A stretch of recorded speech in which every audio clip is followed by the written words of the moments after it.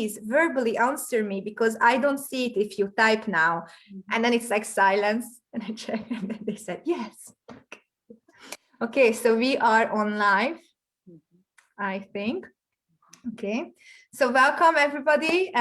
This is the 5th episode, if I'm not mistaken, on researchers in tourism. I am yet again Ketti Hiezl, and today we are going to welcome Dr. Kevser Çınar. Is it with Ch or T? Çınar. Çınar. Okay, we have Ch in Hungarian, so so thank you for being here and taking your time. So actually we were talking a little bit before before screen, and normally in the beginning we ask why people choose tourism and tourism research, but I have to confess I watched your TED Talk. I would like to recommend it to everyone to, after this, go and watch it if you haven't yet done it.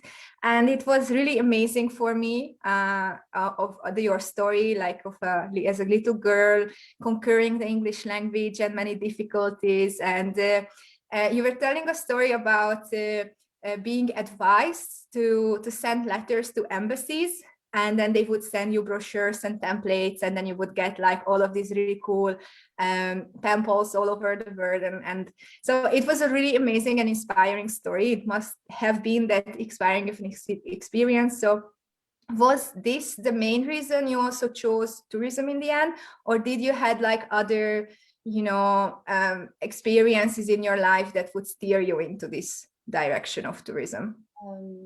Yeah, actually, since my childhood, the family holidays also have always been very inspiring, though we did not travel to abroad. Actually, we are traveling in the country. And I always really enjoy seeing different ways of living, different cultures, different traditions, and also my enthusiasm for learning about different countries, different cultures. It is something triggering for me, for my life. And but at that time, the biggest obstacle for me, actually, this English language, because in Turkey, in public schools at that time, unfortunately, you're not lucky to have a good English course, and it is a big obstacle. Even if I see many people from my family, from my neighbors who graduated from university, even tourism departments, but they cannot speak English, and then it limited them, you know, to improve themselves in that field. So I focused first to improve my English, but my main reason why I want to improve my English actually for the tourism purposes. Okay, so it's the other way around. The other way around, and it is always my dream because, and this is the reason why I have several pen pals from different parts of the world. And you know, most of my time was spent to prepare letters, to explain my country, my tradition, the favorite tourism destinations, and so on and so on. And I watched hundreds of documentaries about that, how to promote my region, my country to the other friends, and so on. You know, it's a kind of my childhood habit, actually. But then it turns to be something that I really want to do it, because if you listen my TED Talk as well, I started my career at university in education faculty, not again in tourism, because since I graduated from Middle East Technical University for language education department, I had to go on working in this field, and I had my master in foreign language education, and then. But still, I had a huge dilemma always inside me when I have to start tourism, you know, when I have to start tourism, and I had to do something. And then when I started my PhD, and also at that time, I because of my enthusiasm for learning about different cultures, traditions, I started to work voluntarily in international projects in actually 2004. And after that, I have been engaged in several projects, and I have visited several countries, especially in Europe. So it's also improved my enthusiasm. And then I found myself almost in all the time in tourism topics. So I wanted to work in such kind of project, not about the education projects or some other projects. So then, while I'm doing my PhD in curriculum development, I got a very important decision in my life. So I applied for the tourism faculty to have a career in that, and they asked me to have a scientific preparation because I'm not coming from the tourism background, and they wanted me to have this 1 year scientific preparation in the tourism management, and I was so happy. And then I started as well in the academia, but then I had two important tasks in my shoulder. One is PhD in curriculum development, and the other is a scientific preparation for the tourism management. And at that time, I also had to enter the master courses, and because my mentor wanted me to learn as much as I can, so it was very tough for me as well. And at that time, I am also working as a project expert in the Faculty of Education, and I'm trying to write also several projects. I'm catching fundings that is appropriate for the university, for the academics, and I'm negotiating with several other universities in Europe, NGOs and companies to collaborate and convince them to work some common goods for the society. And it was a, you know, I stuck somehow. And also my mentor in the PhD curriculum development was not happy about that. And he wanted me to stop one field and choose only one and improve myself into that direction, because it was more healthy for me, for my family life as well. And then I could not resist anymore. And in behalf of my PhD in curriculum development, I stopped in that PhD. And also I stopped working in the Faculty of Education. I somehow resigned. And then I applied for the tourism faculty. And I didn't have much hope at the beginning because of my CV. Maybe they rejected me because of, you know, I'm not coming from the tourism field. But then they saw the projects I mainly did in terms of tourism projects, and they are also big budget projects as well. And they would like to give me a chance, and they accepted me. So I started to work in the tourism fields. And then, you know, I started to make my dreams also scientifically and in realistic way as well, because I am in the field now, and I had to improve myself as much as I can. I can make my project ideas to make real as well, with making research and also sometimes writing papers for the journals. And so it is much more easy for me after that. But of course, I had to work a lot, because I need to read lots of books from different fields. And I had some problems as well, you know, in competing with the other people in academia, because they are already in the tourism field. So I had to read double readings and etc. But now I'm so happy, actually, to be there. I really regret to start to work in tourism, maybe from my master's degree. But at least I'm not late, and I was not late. So yeah, I'm in the tourism field now. And this is the... No, I mean, it must have been a really hard decision to stop something that you're like already doing. But before you said that, I was thinking that like, okay, I'm like, I forget all of my other questions, like when did you sleep, you know? But then you also explained you had to stop. Yeah, You have to ask this to my husband and my son. They're always complaining about that. My busy life. We stuck a little bit, but I heard husband, so I guess he is like also partially deserving a PhD. At the end, now he's doing his PhD as well. Okay. He was like, yeah, no, it looked like fun. Okay. And you mentioned that now, like your projects can be like, you know, realized and everything. But how do you choose a new project? How do you come up with new ideas and directions? Like what inspires you to do a certain research? Actually, generally, while choosing a topic for a research project, or for a, even for my PhD students, they always ask how we have to choose our dissertation or thesis topic, and it is always a challenging task.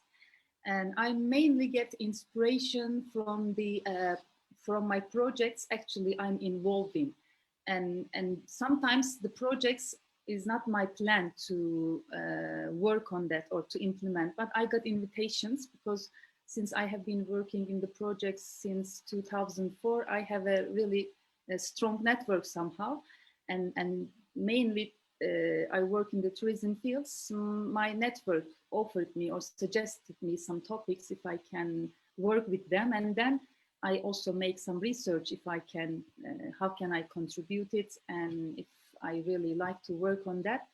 And I only accepted the ones I really want to improve myself or explore more. And generally, while I am working on these projects, I really learn a lot, and I see the different points of view, different perspectives, even I did not see before.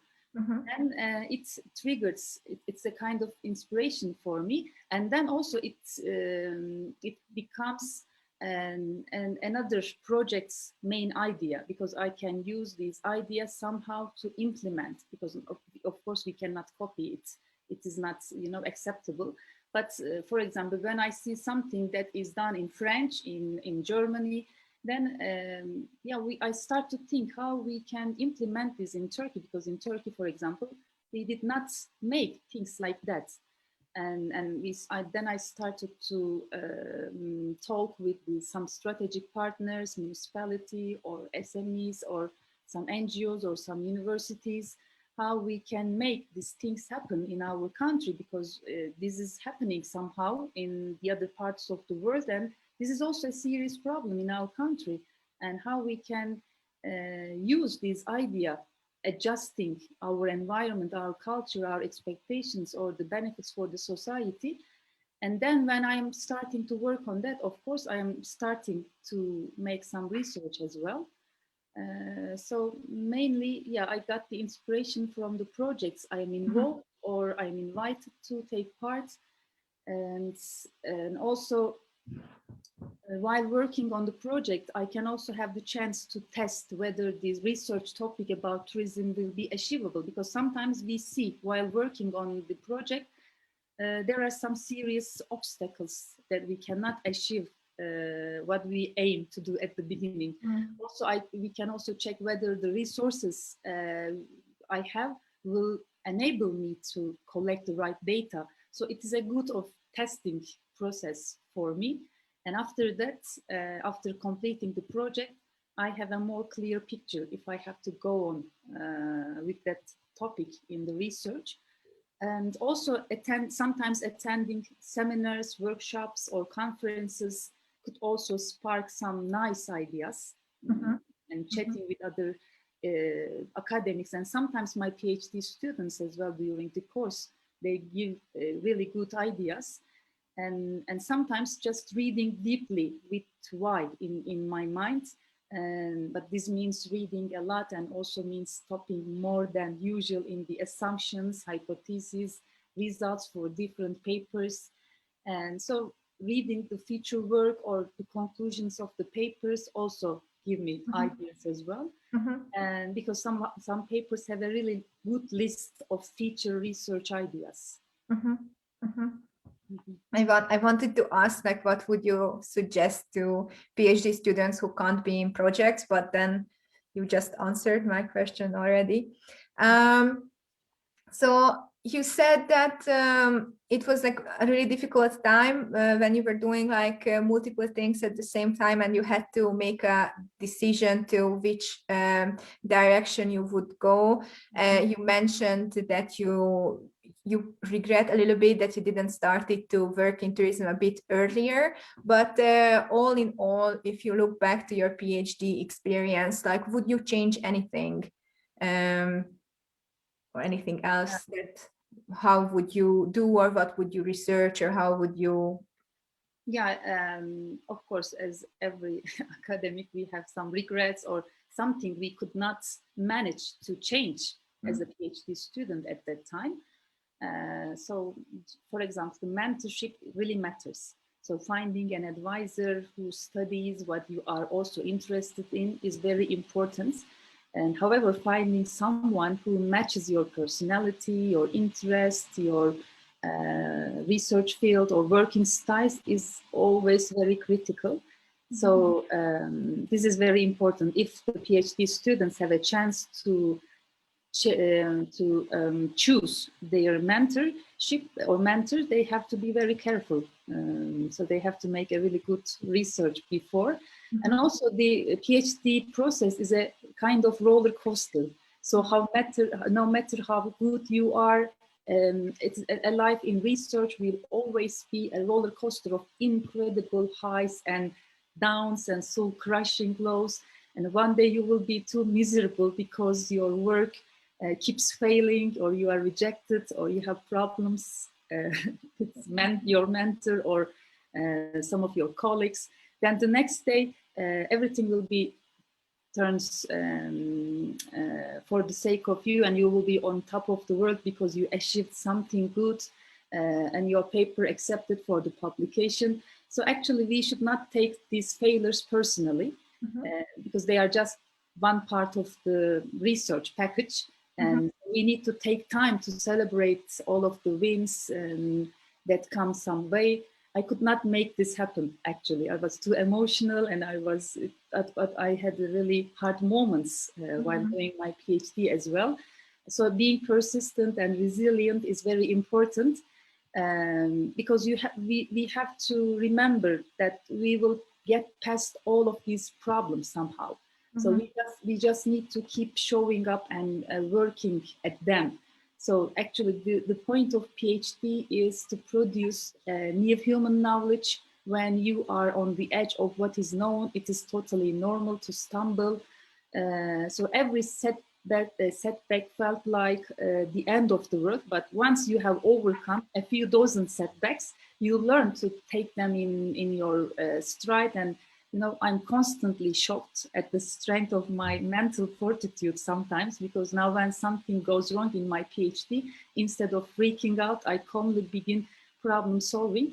And I also want to explain you or share you only the brightest side, because I have also several dark sides of my PhD when I just came to stop it immediately, and I left the academia somehow because of the burden I take. Responsibilities is too much. But at the end, when I turn back, I feel really lucky, because I'm really lucky to resist all these problems. And now I'm just laughing when I met any kind of obstacle, even if it is something devastating for some other academics. It is just a laugh or smiley thing for me, because I always think it's not that important, in life. What is important is if you are really doing what you are really want to achieve, or if you are happy.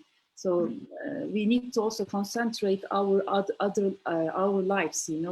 Not everything is in academia that's limited us to get depressed or so on. We have to have a life actually outside of our PhD. So we need to use our free time for our own sake with our family, or we have to take time for reading, exercising, traveling, gardening.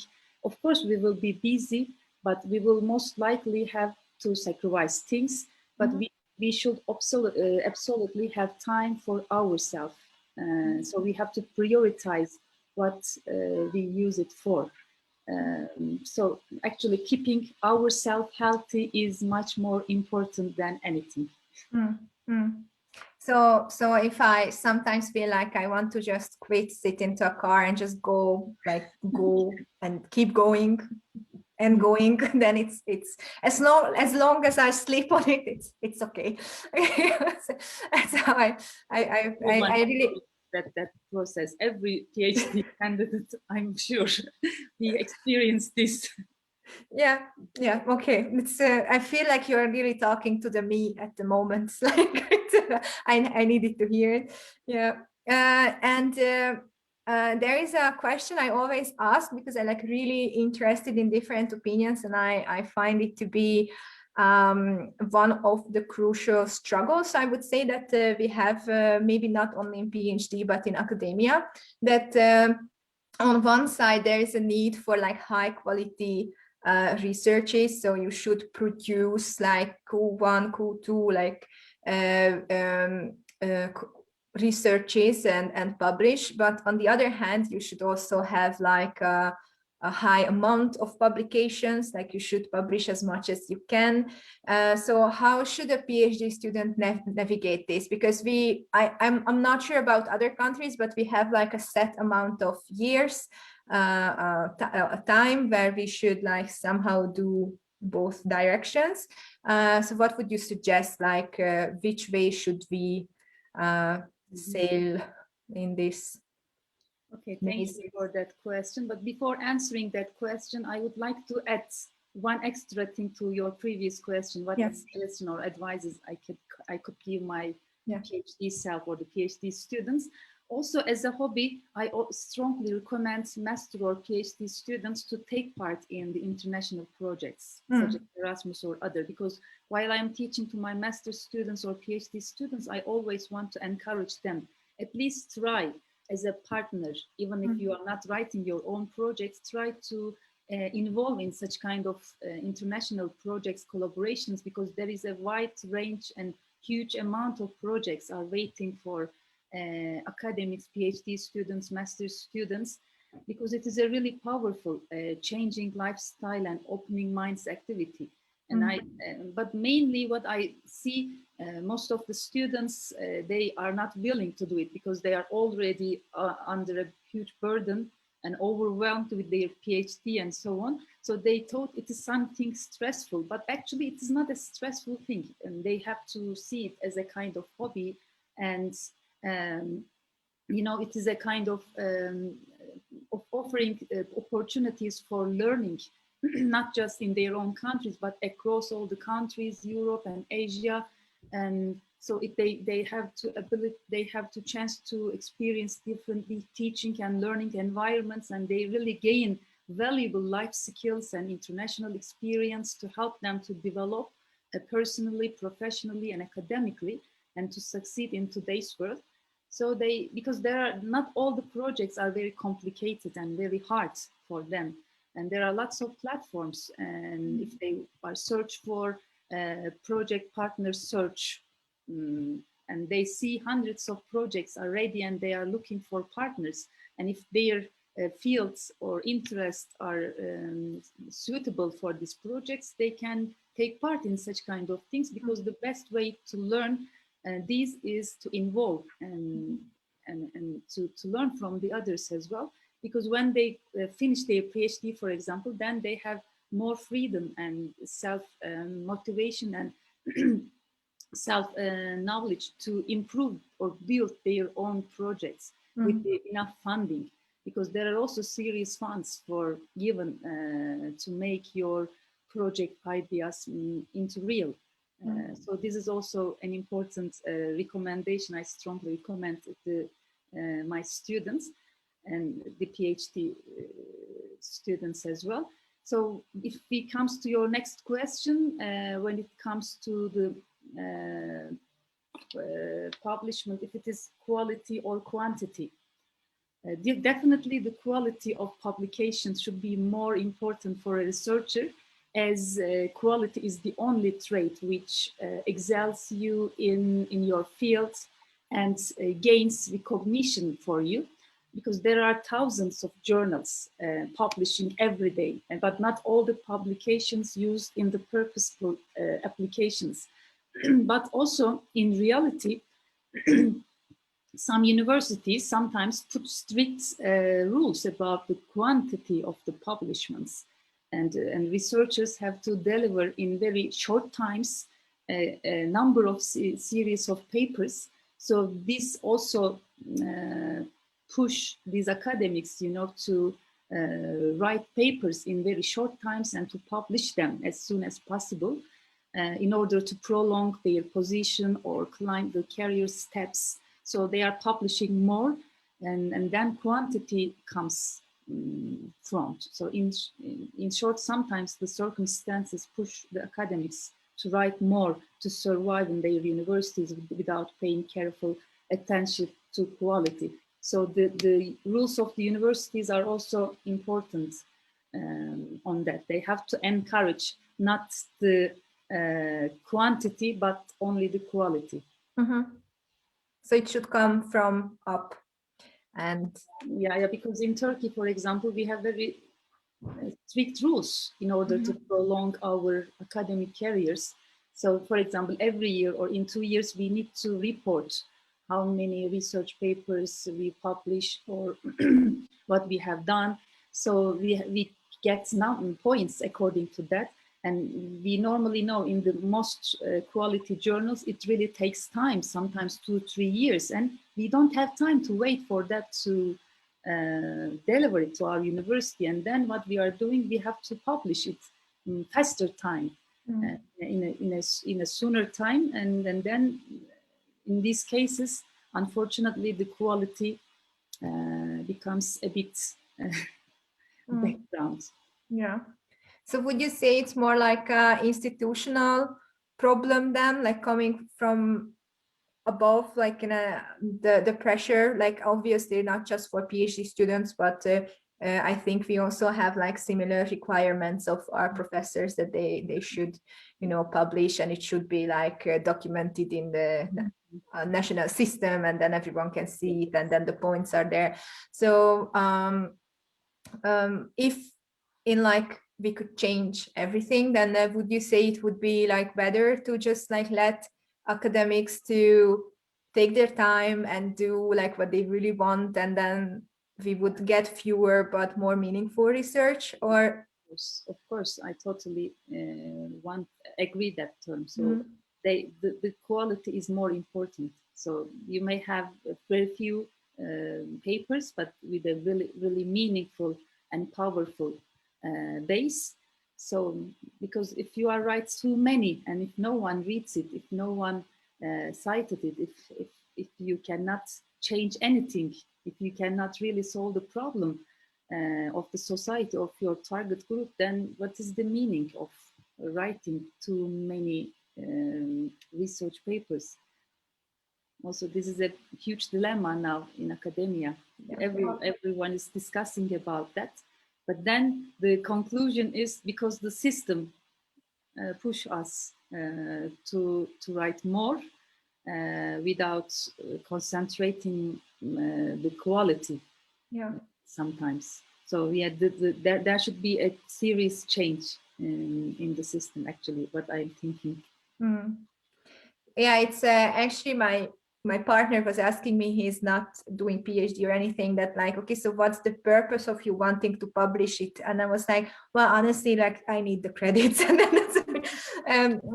but of course I'm interested in the topic, and I would like to do more thorough research, but I'm not sure how is it in other countries. I would love to hear it from other PhD students, maybe if they watch, if they could let me know how is it in other countries.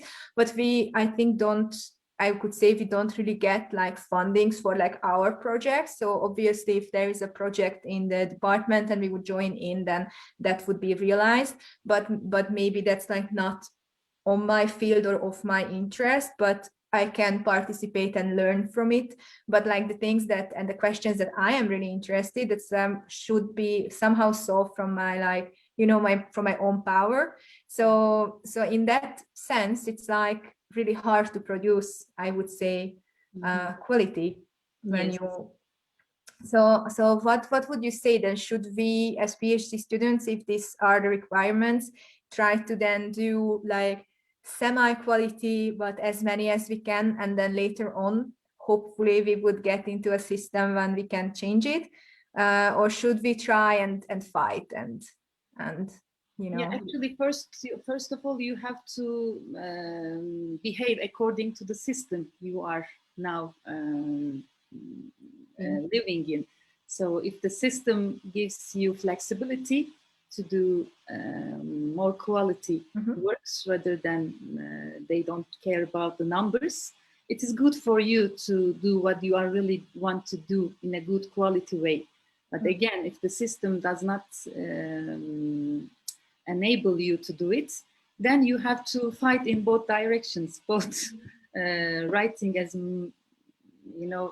as at least the required numbers. But while doing this, you have to also try to do your best, improving yourself. So, because in each time you are writing, you are learning from your mistakes or failures.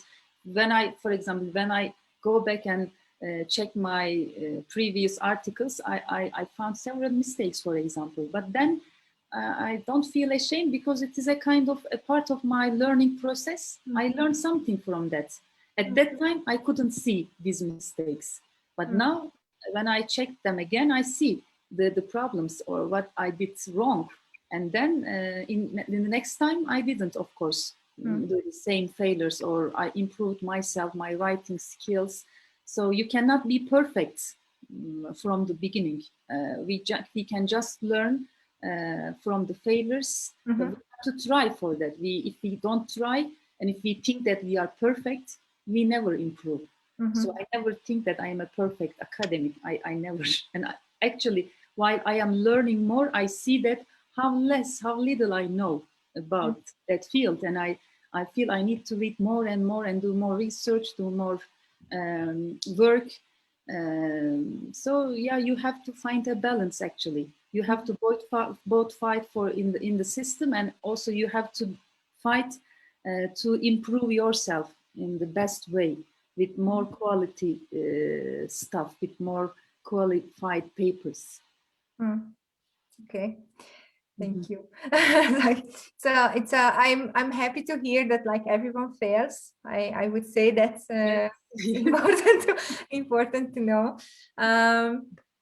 Well, we said like we will have a 20 minutes interview and we are like running into 30. So I hope that we can meet again, like on another platform maybe, or like in one of the conferences, and then I'm sure I will have other questions. But for now, I will just maybe ask Enrico if he had any questions from Facebook. No, okay, maybe later they know you, so they can find you if they have. And I would like to thank you everyone who was watching or will be watching, and thank you very much for taking your time. So please stay just a second, but other than that, bye.